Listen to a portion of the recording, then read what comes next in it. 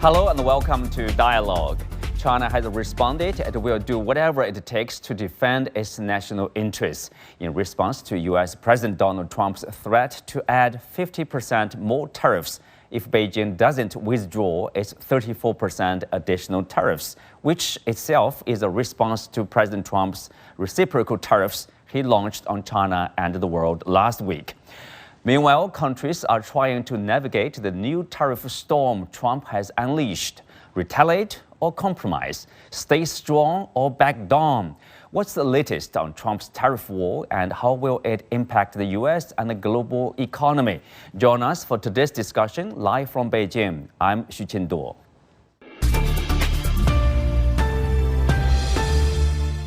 Joining us for today's show are Dr. Jan Oberg, Director of the Transnational Foundation for Peace and Future Research, and Jorge Heine, former Chilean ambassador to China, Kathleen Tyson, founder and chief executive of Pacemaker Global, Joy Pang, senior fellow of the Belt and Road Initiative Caucus for Asia Pacific and former Malaysian government official, and Professor Liu Baocheng at the University of International Business and Economics.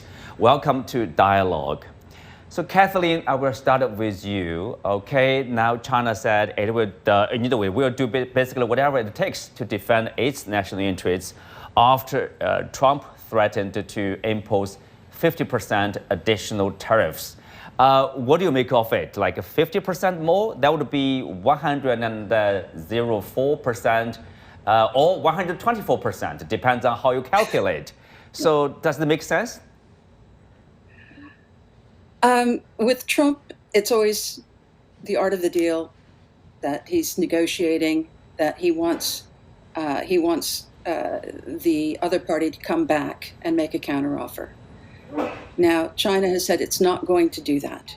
Many countries immediately caved and said, okay, here's our counteroffer, 0 for 0 tariffs. Vietnam, Europe, EU. But China said, no, we're going to meet your 34% tariffs. And also, and I think this was very clever, it's a card they can play, nobody else can. They banned the export of 6 more rare earth metals, not just the United States, but globally.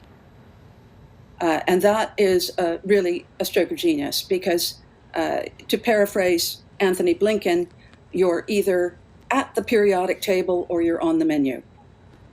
And China controls 80% of rare earth metals.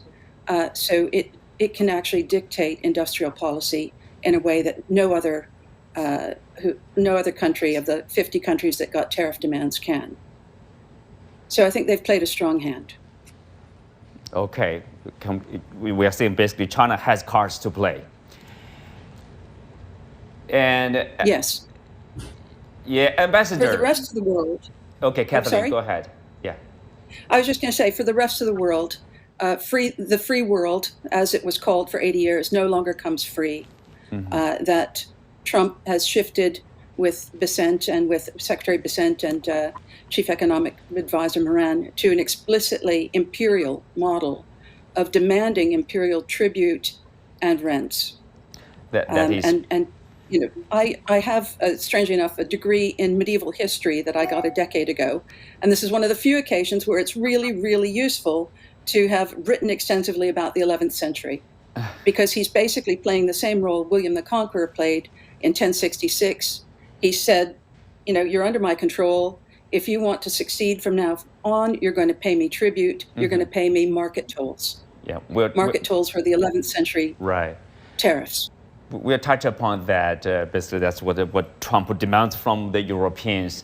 Ambassador, but share with us, what's the sentiment in the U.S., the public? Are people embracing for possibly, likely, I would say, significantly higher prices for daily goods, or even the absence or shortage of some of the goods? Well, the paradox is the following. President Trump was elected on a platform of lower prices, lowering inflation, making things more accessible to the consumer. Yet, what we are seeing is through these tariffs, the increase in prices and higher inflation, and obviously a much more difficult situation in terms of daily life. So there's a big disconnect. Now, the argument that he's been making his advisors is no pain, no gain. The argument being here that there is a sort of long-term malaise in the U.S. economy that needs to be fixed. It is unclear where the diagnosis comes from. Most prognosis for the U.S. economy for this year, starting in January, we are quite positive, with growth nearly 3%. Compared to other countries in the world, the U.S. economy was doing very well. That is no longer the case. So, there's a big disconnect there between what people expected and what they're actually getting. John, if you take a look at the Chinese side, the response is, let's say it's determined basically to do, they have, I guess, from their rapid response, it's like they are prepared to respond to Trump's tariffs. And how do you look at this, China basically, the only big economy right now responding Trump tariff with tariffs? You're absolutely right. The Chinese response has all the appearance of preparedness. In fact, this statements that they would match the U.S. At every step of the way were already made earlier this year. Back in March, for example, they said, look, as far as you want to go with this game, even all the way into war, we will play. So this is an absolute determination not to be cowed by this. And the Chinese don't bluff. This is not a game that they play. So I think the U.S. is deeply kind of wrong, misconceiving the problem and the situation if they think this is some situation, some sort of a bargaining situation in which you impose and the Chinese are going to come running. That is absolutely not going to happen. Right, we're at this point here, for example, where in a few hours markets will open, and in the U.S. and Trump has promised or threatened that if the Chinese don't back down from the retaliatory 34% that they have imposed, that he will indeed he'll put on another 50%. Well, if he continues with that, we will have another 50% on, bringing the total tariff up to some ridiculous amount, right, over 100%. Effectively cutting off trade with China. Mm-hmm. I don't think that this is just a bargaining move. He likes to do this, but what's even scarier is that he actually believes in this, that there is a doctrine, however ludicrous and misconceived, behind this idea, and he hasn't left any off-ramp for these escalatory statements. So much as one thinks that this can't go on, this is just absolutely destructive. $6 trillion wiped off the U.S. Capital markets, etc., and totally inconceivable in the frame of world trade. I think we're going to see this continue for quite a while. For quite some time. Jan, yes.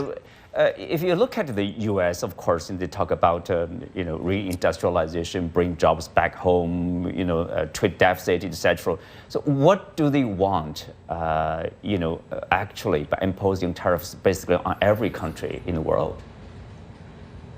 I would see, as any other economics, it's politics too. And if we combine what the Trump regime, as I call it, has done the last 3 months, it has been to create the preconditions, or try to create the preconditions for what I would call the United States of autarky,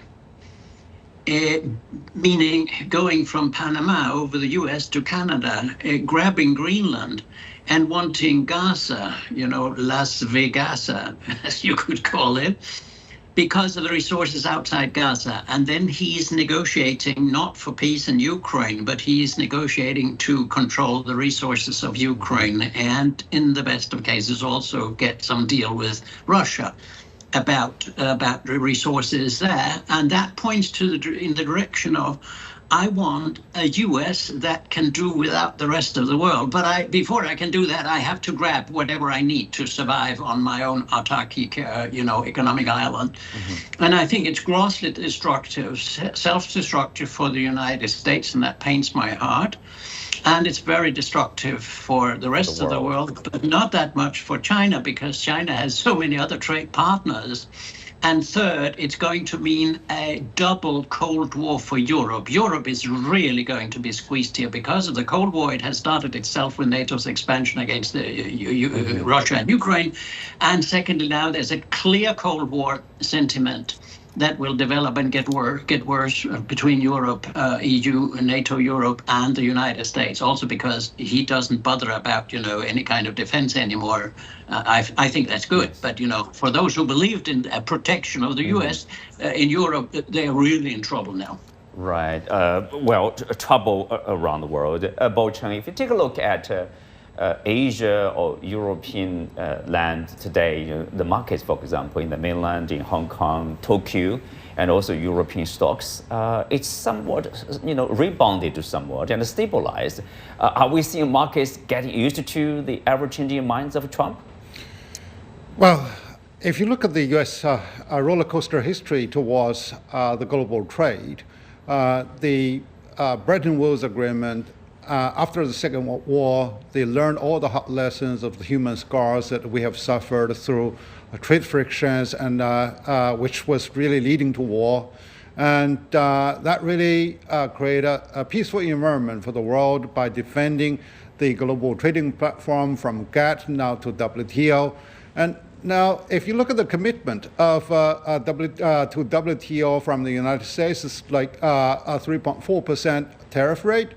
And China, 7.5, that's the legitimate ceiling. Now, Trump is totally disregarding their commitment to the global trading platform. And this means that he's totally disrupting the US credibility to the rest of the world. So people trade with each other for a reason, not only for like dogs trading bones. So if I don't like that, why, if I do not trust you, why should I do that? Even if there is a deal, it can be speculative with uncertainties. So now, if you look at the response of other countries, yes, he's creating a sort of panic around the world, which he does enjoy over his narcissist type of mentality. So one way to exercise your power. That's right. And he does really attract attention negatively, of course, from all of the rest of the world, which he also enjoys. But now, the people, by expectancy theory, if things are under my control, I make efforts. If things are totally out of my control, then just leave it. So now the sentiment on a global community is that from the panic, from the surprise, people couldn't be prepared about how lunatic he was, even if we are prepared. And so and now, basically to a sort of indifference, and then to a sort of weariness or fatigue. Okay. So now we have to live on ourselves. And for China for 5,000 years, we survived on our own for thousands of years. And yes, by joining the global process, we are really benefiting a great deal in our lifestyle, in our industrial advancement. But right now, without the United States, we still can trade with the rest of the world. So therefore, I think Trump is totally overestimating his capacity and his power to pressurize China in that regard. And plus, that for China, we may not really have as many cars, by the conception of the Donald Trump, but we have aces because people are cohesive and people are really supporting the Chinese government decisions, and because they do feel that this is the fair, square way of, countering the United States bullying. Yes, there's China, standing basically out against the U.S. and refusing to play, their game probably.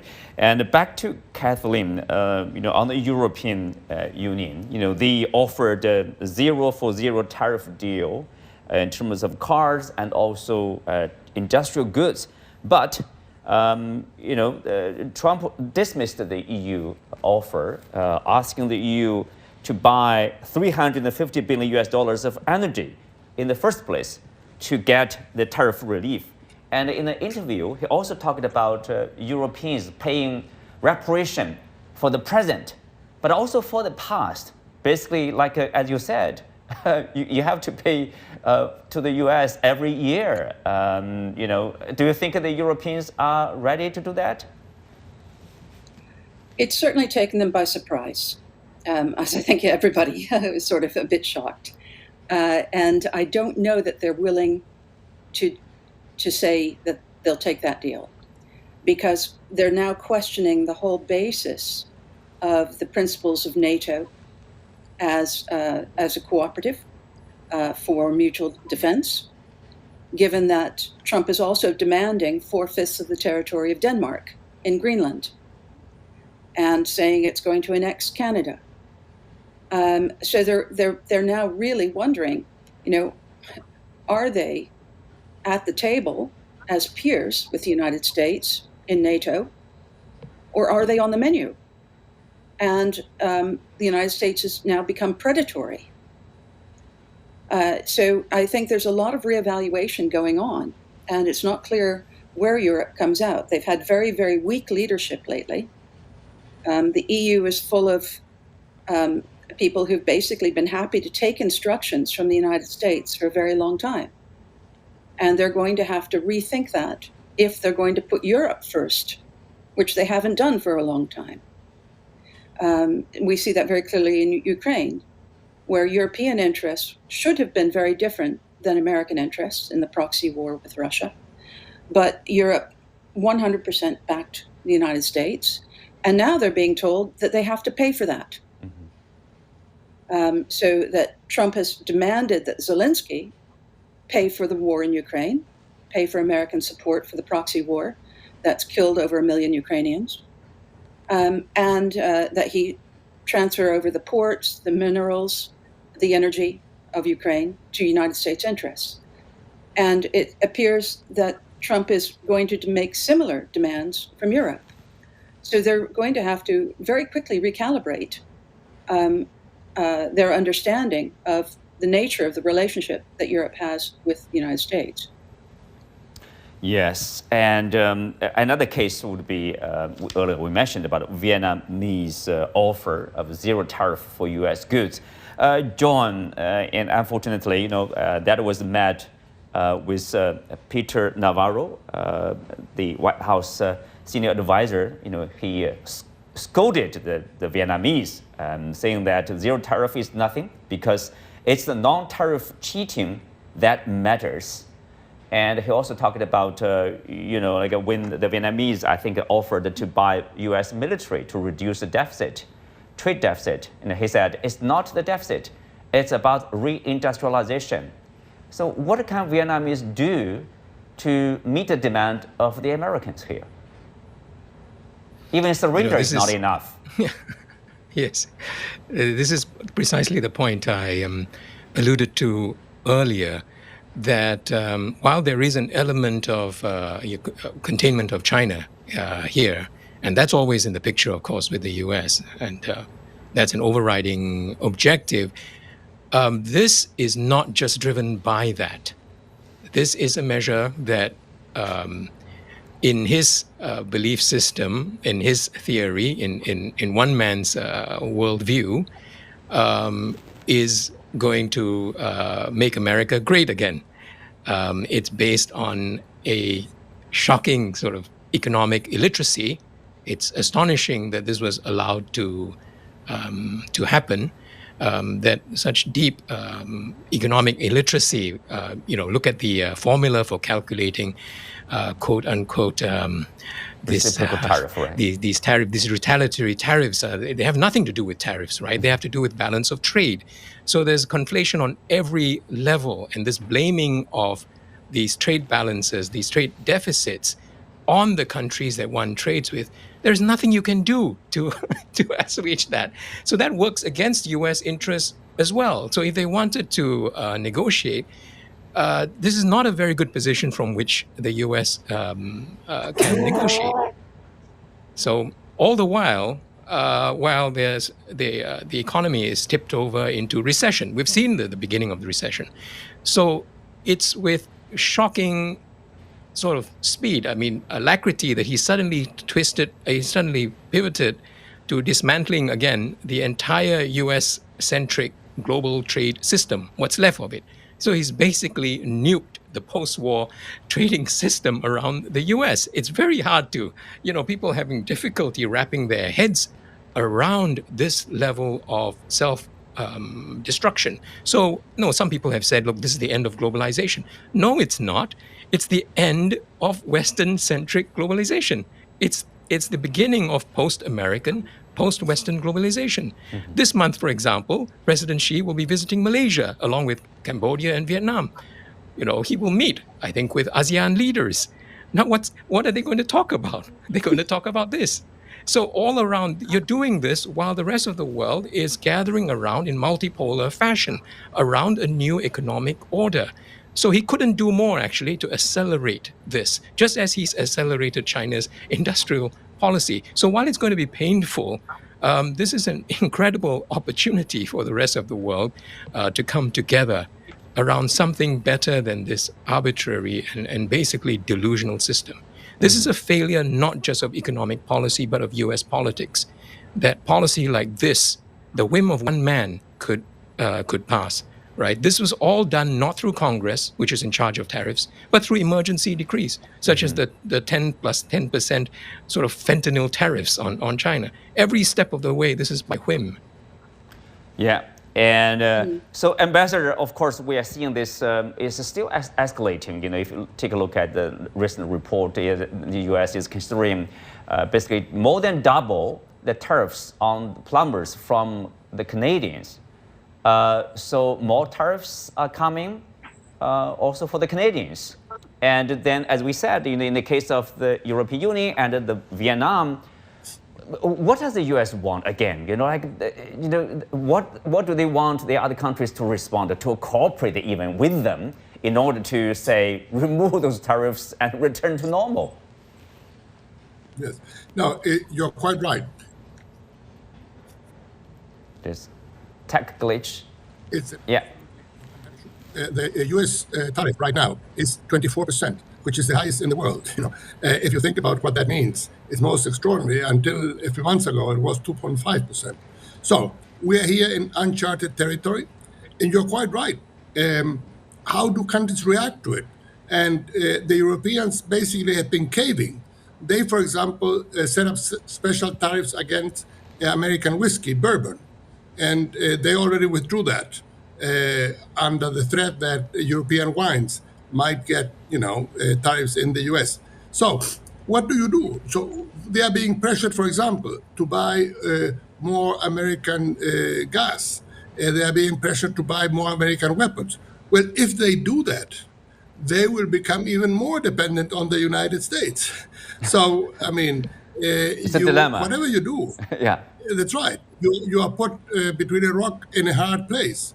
So it seems to me the notion of simply sort of giving in may not be the right way to go, because there will be only more demands down the road. And what you explained about the case of Vietnam, I think illustrates that very well.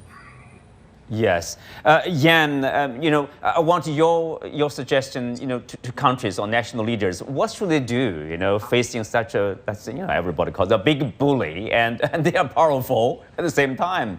What can you do to protect yourself and also probably try to get along with the world?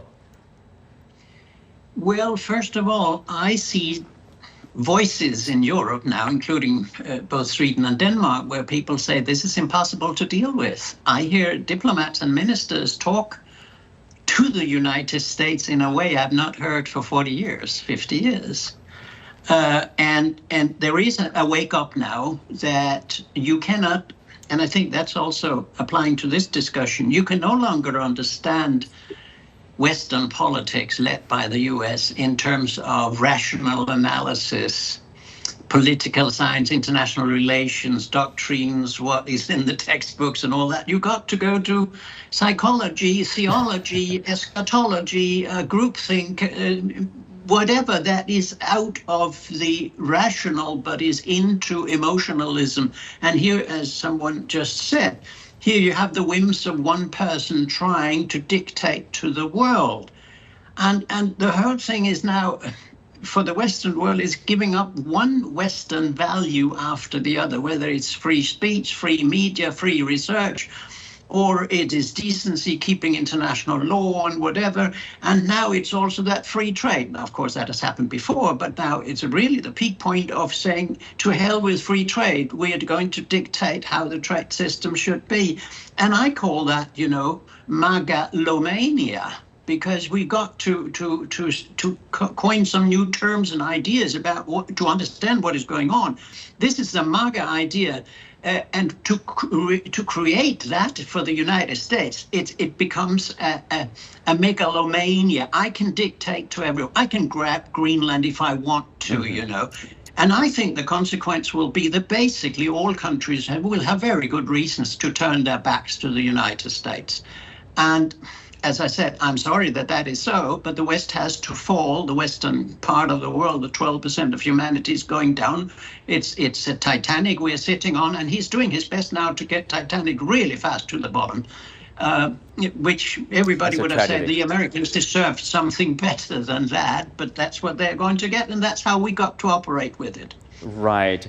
As we, are talking about this rather, a pessimistic outlook for the world. At the same time, the latest news is that, by the line, the president of the European Commission talked to Chinese Premier Li Qiang. So Baocheng, obviously, the rest of the world, for example, the two largest economies beside the U.S., European Union and China, they are talking to each other.